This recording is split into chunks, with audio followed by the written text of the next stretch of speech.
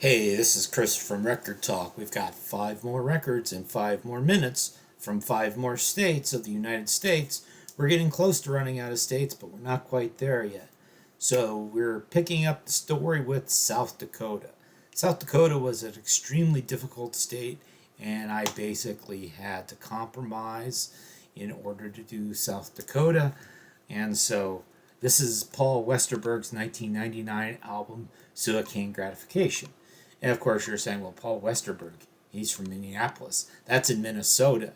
Now, maybe it borders South Dakota, but it's not South Dakota. You're correct. So, appearing as a guest vocalist on one of the songs, the song Born for Me, which is probably my favorite, is Shawn Colvin. And she was a native of South Dakota. And so I'm going to go with it. That's good enough for South Dakota. Um, then let's get into some of our T states. So we have Tennessee, and so we've got Ike and Tina Turner, and really let's focus on Tina Turner. Nutbush City Limits. So she came from Nutbush, which was a tiny little town near Brownsville, Tennessee, which is actually only a few hours away from where I live, sort of in southwestern Tennessee, not terribly far away from Memphis. And so, of course, Nutbush City Limits would be definitely the most famous song from this particular album. So, this was from 1973.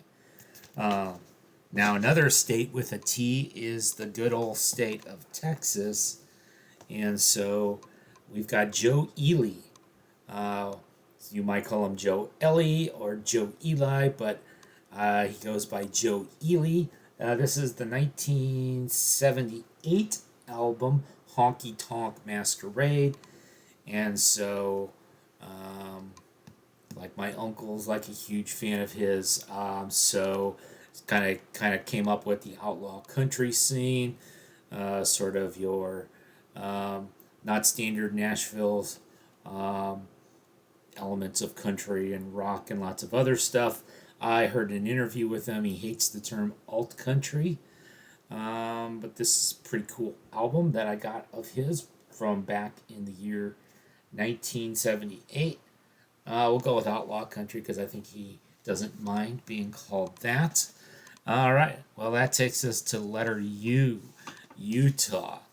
And so, of course, Utah has a basketball team called the Utah Jazz, so I could show a jazz record, but now I'm going to show the most Utah thing that there is. The Osmonds Crazy Horses. Yes, I own this album.